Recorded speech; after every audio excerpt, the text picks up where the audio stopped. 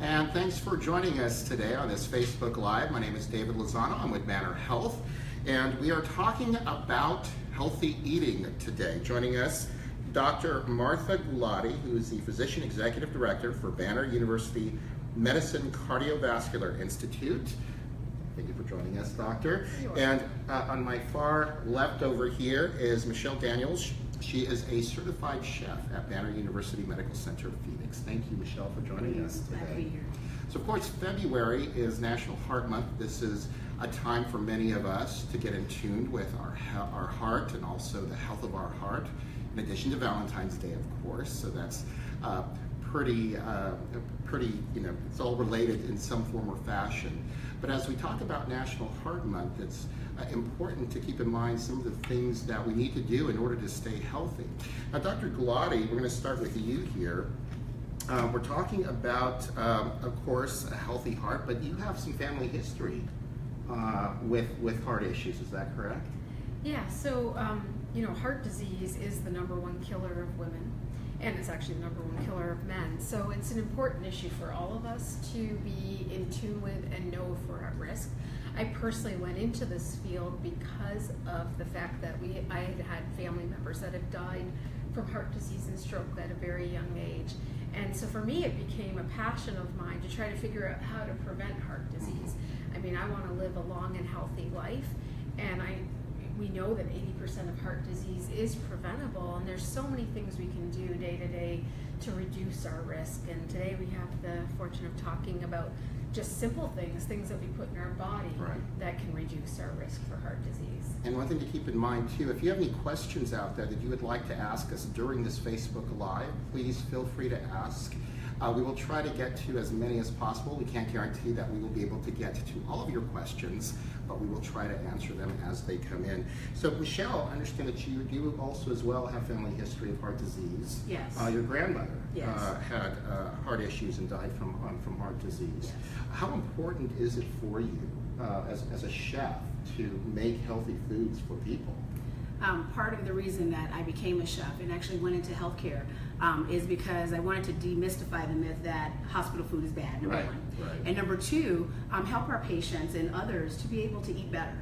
A lot of times when they come to us, they're not in a good situation. We want to be able to help them with that. And yes, my grandmother did pass from complications from diabetes and heart disease, and it does run in my family. Right. So part of the other reason of my passion is to make sure that I'm able to spread the message and what was given to me through the talent of being a chef to help them make better choices in my family, how we prepare our food, because I feel that a lot of her complications could have possibly been caught earlier or even avoided by just changing the way we ate in our family. Right. So, and I think as culture, you being African American, yes. me being Hispanic, we see that in our own families, the cooking and of course the food is very important. It's an integral part of your everyday life and the family in that type of family situation here.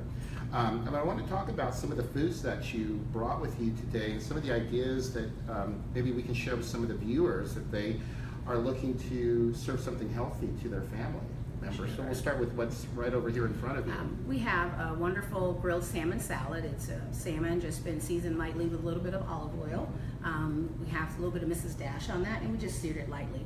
Then a vinaigrette that just has a little bit of oregano, Italian seasoning, a little bit of red wine vinegar, and of course some olive oil. Asparagus, a little red onion, and tomatoes just for color. It's always important to have the protein. Is that right, Doctor? On those types of dishes.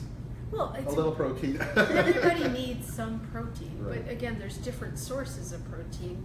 You can get them from fish, you can get them from meat, but I'm a vegetarian and I wouldn't, Sure. wouldn't necessarily eat that, but everybody, you make different choices and there's lots of options out there. Well, if you are a vegetarian, but you want something to kind of fill you up, what would you recommend? Like tofu maybe on a salad? You could do tofu, but I am a person who will eat some tofu, but also maybe use lentils or something like that are high in protein, help you feel filled up. In addition, sometimes you can put just a small handful of nuts on top of your salad, and that can be a great protein source. I know we're going to talk about the quinoa, but because quinoa is both a fiber and a protein, that can be mixed into your salad. A lot of people have this misconception that vegetarians either go around hungry or that they aren't getting enough protein. If they're doing it right, they are getting enough protein. So there's, again, nobody's restricted to healthy food. There's lots of healthy food out there that can fill you in the right ways. And a misconception, I think, in the U.S. diet is that they need protein all the time, and that needs to be the biggest portion of your plate. And that's just not true. Michelle said that's a 4-ounce fillet of salmon. 4 ounces That's a good size. Fine. Yeah. But when when people go out for a steak or they cook it on their grill, that tends to, it's not 4 ounces, 6, 8, you know, and you don't necessarily need that much protein. Well, you seem awfully passionate about a lot of all of this. You yourself have in your family history as well heart disease. Yeah. Tell us a little bit about that. Oh, I thought we already talked about that. Did we already talk about that? Well, I do have a family history of heart disease that tends to kill the women in our family. And that's why I said that's why I became a cardiologist, was really when I realized they knew very little about women and heart disease. I decided to be part of the solution, to try to do more research on women and to understand both, particularly what is the preventative measures that you can do. So I do a lot of research on exercise, but I'm also very interested in diet, because these are simple things that we can add to our everyday life. I think the surprise for most people, obviously, you know, breast cancer, they've done a really good job with the marketing of breast cancer. So there's that, I guess, misconception, if you would, that breast cancer is the #1 killer among women, but that's not the case. No. It's heart disease. Heart disease is the #1 killer of women. And in fact, 1 in 3 women will die from heart disease in their lifetime. You may be surprised to hear that for breast cancer, it's actually 1 in 32 by our latest statistics that just came out, which is great because we've gotten better at treating breast cancer, and women go for screening and are aware of their risk. Yeah. And there's no woman who isn't aware, very few women that don't understand their risk for breast cancer. Heart disease, though, somehow has been something that we don't talk about, that we're not open about, and that we don't get screened for. And so understanding that is the first thing. Women are at high risk, and I was saying that in general, women, it's 1 in 3 are at risk of dying from heart disease, but if you're African American, the risk is 1 in 2. Wow. It's a toss of a coin. Right. I mean, that's not good odds. Right. So we need to change that. And I can tell you personally, I go see a cardiologist as well. The screening process is a little lengthy, but it's not a difficult screening process at all. I mean, you get your heart checked out. You have the what's called the ultrasound. I'm not sure if I'm saying that right. And then you do a stress test toward the end there, and they hook you up with a monitor. But that's about it, and it lets you know how your heart's doing. And actually, for a screening for heart disease, they might have done those tests for different reasons, but the simple screening for heart disease, at least initially, is mostly asking a good history, doing a good physical exam, and doing blood work and making sure we check certain measures like blood pressure, waist circumference, whether you're diabetic or not. A mammogram is far more uncomfortable for women than the stuff we do to assess cardiac risk, and yet women go for mammograms on a regular basis as instructed. Women are more aware of it. Even if their doctor doesn't order it, they're able to go themselves and ask for a mammogram. Mm-hmm. We need to change the misconception that going for a cardiac risk assessment is that complicated. Right. It really isn't. Your primary care physician can do it, your family physician can do it, or your cardiologist can do it. And if you need fancier tests, like the echocardiogram that you were talking about, or a stress echocardiogram, test, that's it, yes. those things will be determined based on specific findings that they have. But it really should be done at least every year, because our risk factors change with time.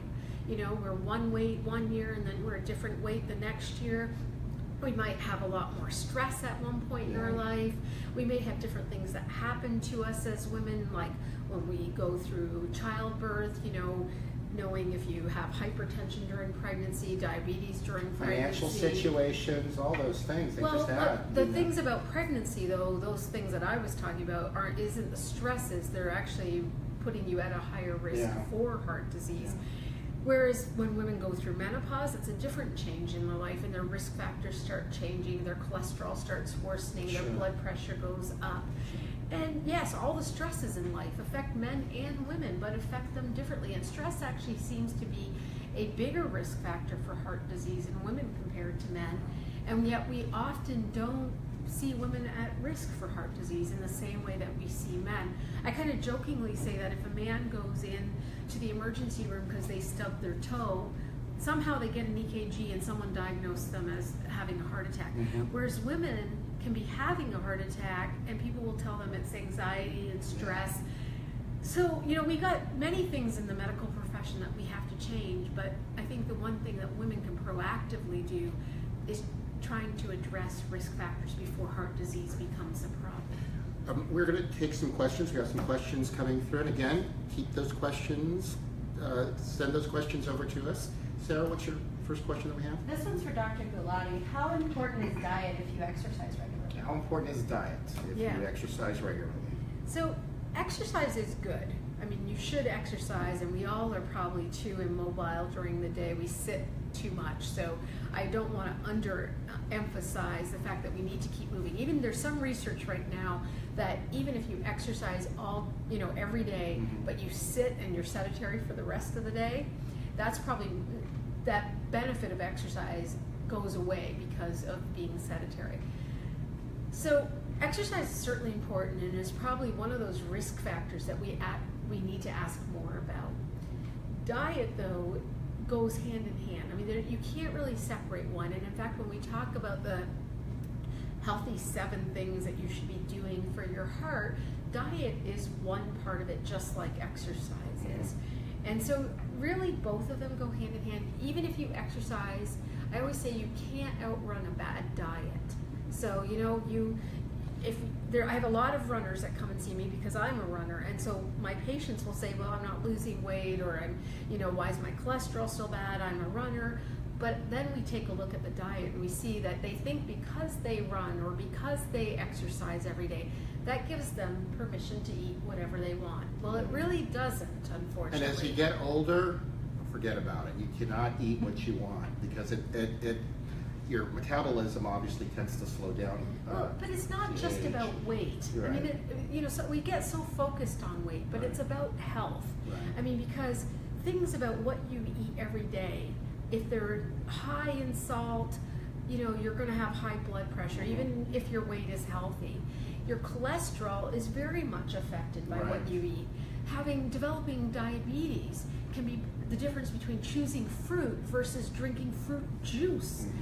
So we have to be more conscious about what we eat, and I really think that, again, I want people to exercise and I want people to eat right, and doing both of them is important for your heart. So going back to the food here, we talked about the salad here. So this second plate, obviously we have a lot of some fruits and vegetables as well. So kind of explain to us what we have here.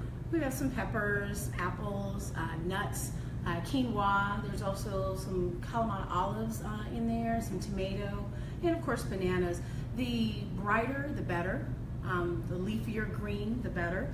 I think a lot of times we think healthy is tedious. Right. And this looks really easy. Now I see an oil, olive oil. That is extra virgin olive oil. Okay. It is a great swap for your canola oils or your vegetable oils that you may use at home. I use all oils sparingly. Some people like to get them in a spritzer. So that you can only use just much to just get the flavor and to keep things from sticking on the pan. Particularly better than using butter, right? Yes. Like the saturated fats. It's better to use vegetable oils than it is to use the saturated fats. So that's Definitely. a really nice substitute. My chef instructor may not agree with that. Coming from a French cooking background, butter is everything. However, when we're talking about heart health, it's moderation. Moderation, right? Everything in moderation, yes, not yes. deprivation, and that goes back to what Dr. Gulati was saying in regards to exercise and how you eat.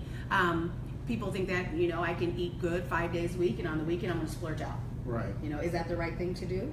Probably not. Probably not. So we want to keep, in moderation. Right. I have some quinoa there. Everyone I thought loves. you saw me eating this weekend or That's something. okay, because I had tacos last night and they were great. Let me tell you, they were great. But at the same time, today I've got to kind of get back on the bandwagon. As some of my coworkers know, I'm a hot wing fan. But I know I can't eat that every day because we have to. As much take as care you'd of like ourselves. to. As much as we'd like to. So we have quinoa here. Considered what they call a grain of the gods, complete protein, as Dr. Gulati said, as well as lots of fiber.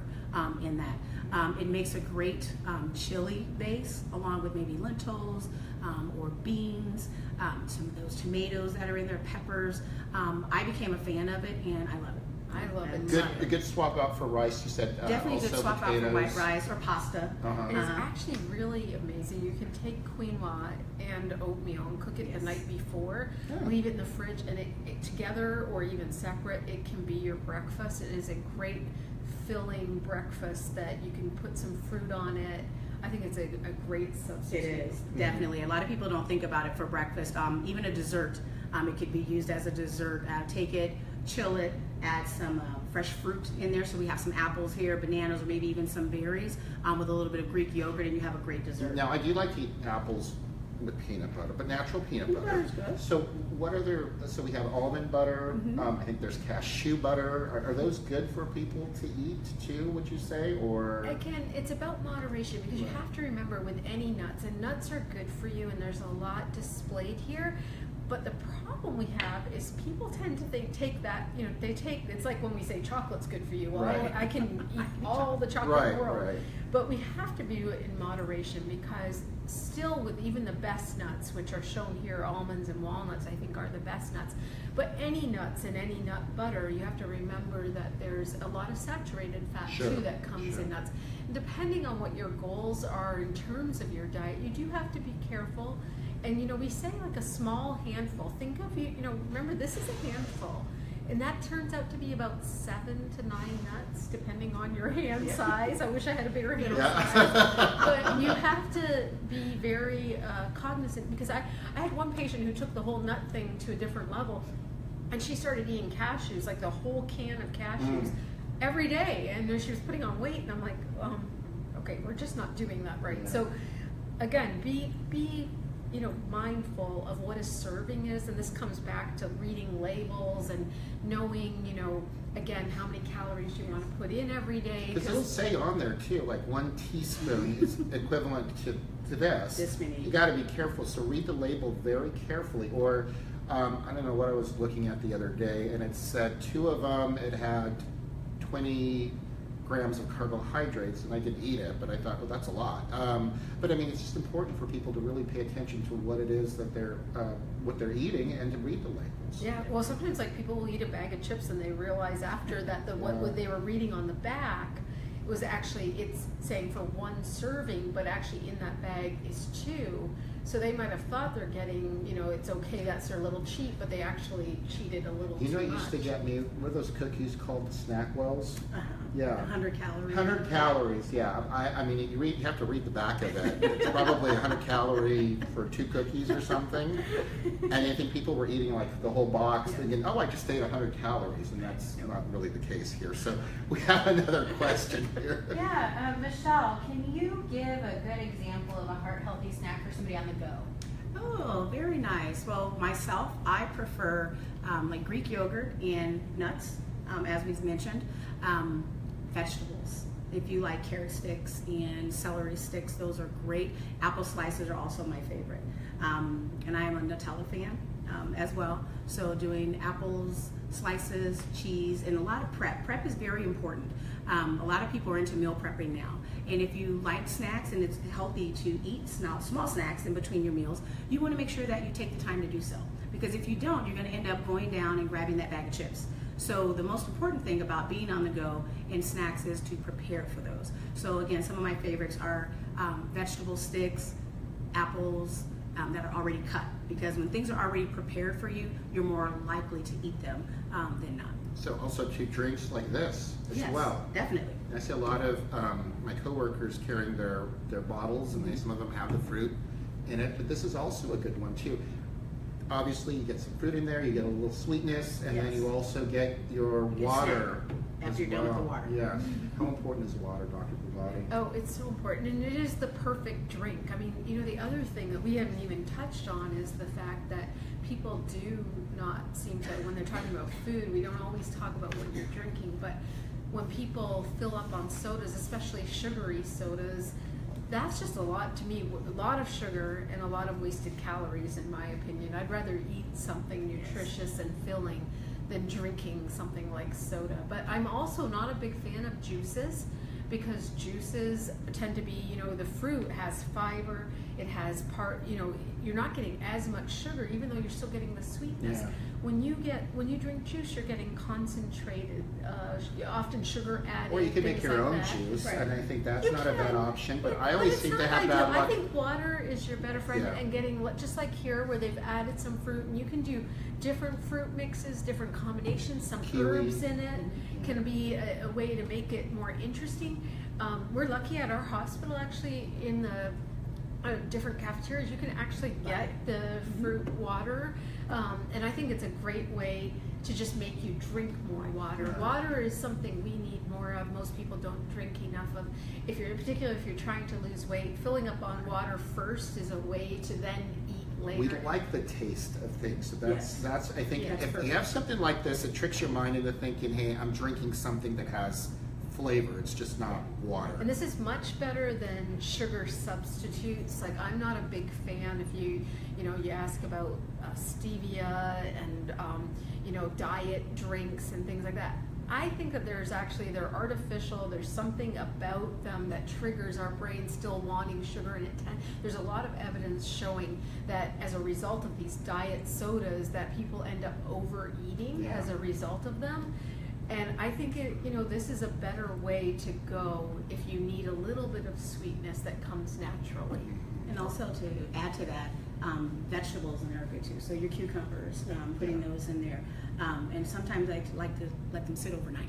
Cucumbers and mint. Yes. Yeah. Cucumbers, mint. I even do a little rosemary and add lemon with that. Make sure it gets emulsified in that Yes. water. I bruise the mint a little bit and off you go. We have another question, Sarah. Yes, can you talk about, Dr. Gulati, the impact of sugar on heart health?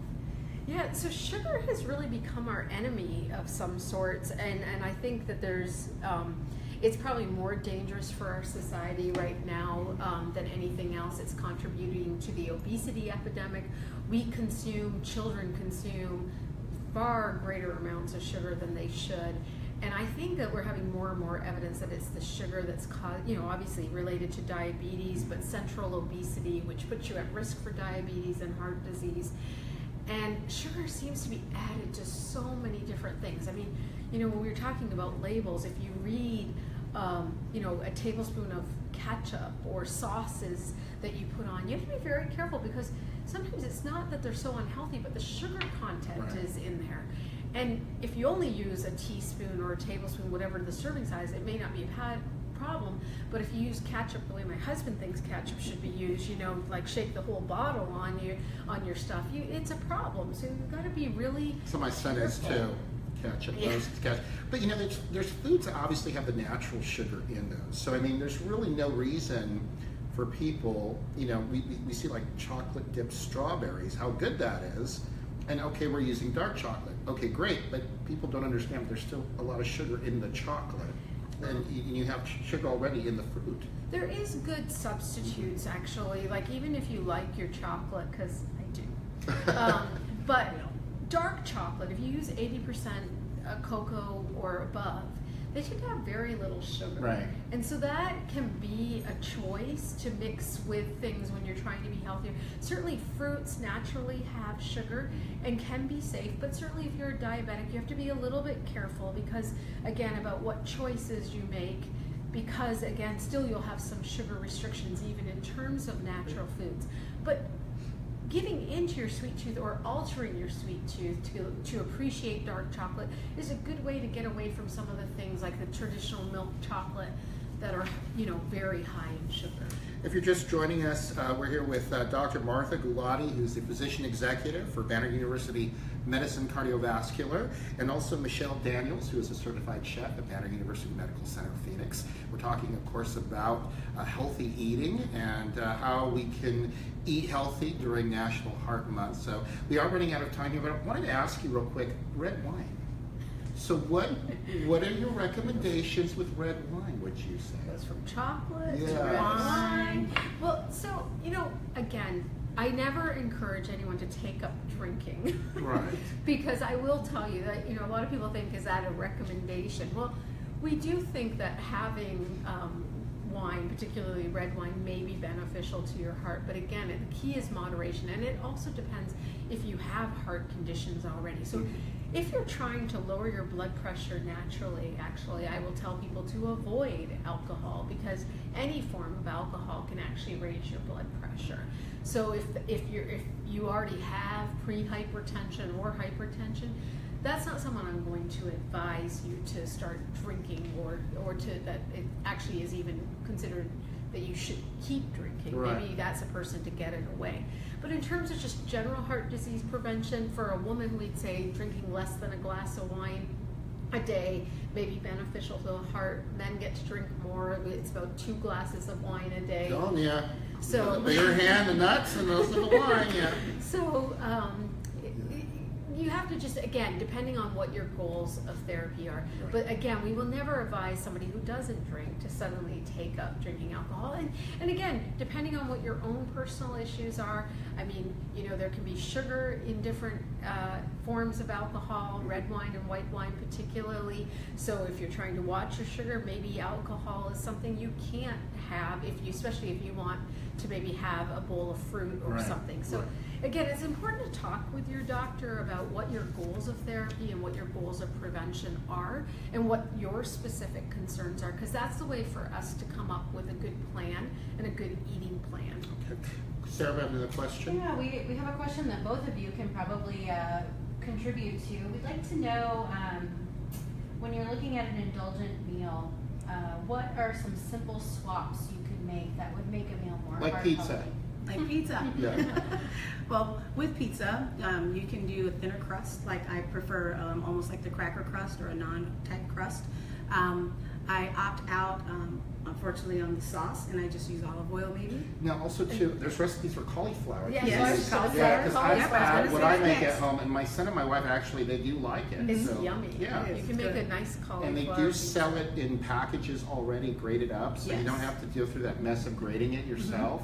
You could just If So you have a ready to food go. processor, though, you don't Yeah. have to buy it. Yeah. Just Yeah. press a Just button. press it and go. It's honestly amazing, and I've had people who have liked our pizza more than they've liked traditional pizza by making Yeah. that cauliflower pizza. So Right. it's a great way to be creative. Yes, it Right. is. Yes, it is. And then, of course, adding lots of vegetables, maybe to the pizza as well. Yes. Green peppers, red Green peppers, red peppers, mushrooms. There's so many different varieties of and mushrooms. asparagus And too. asparagus, roasted asparagus is awesome.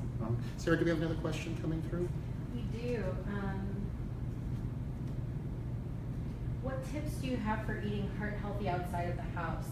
If somebody forgot their lunch, or they have to go out for dinner or for business? We So have I the think- business trips, you know, I- with people and business dinners and all that. That's got to be hard. I think that there's some easy tips. Like the first thing is, remember, you're paying for the food, so you can ask for it to be done any way you want. So say you're someone who you heard what Michelle said about fish, so you order fish at a restaurant, great. Ask for them not to fry it in butter and use olive oil. Another thing is, in all the sauces when you go to a restaurant, believe me, they've already added loads of salt. You have the right to ask, please don't add any additional salt onto my food. The salt, again, if you're at risk for high blood pressure, just reducing your salt can be the difference between coming home and having your blood pressure too high or feeling swollen. So, I mean, you are in charge of your food. You can make substitutions. The other thing, if you're trying to eat less, ask for half the food to be put on your plate and the other half to be put on something that you can take home. You've got to be a little more in control, and you can actually eat out and eat healthy, maybe not ordering the fries, but asking for a salad on the side. And if you eat a salad, my biggest rule is, if you have a little cup of dressing Dressing here, on the dip side. it, and that's what I do. You know. The other is many restaurants are health conscious these days. So you have a lighter side menu that you can also choose from. I think you mentioned traveling, buffets are usually what they see. You have something set up, you're like, oh, food.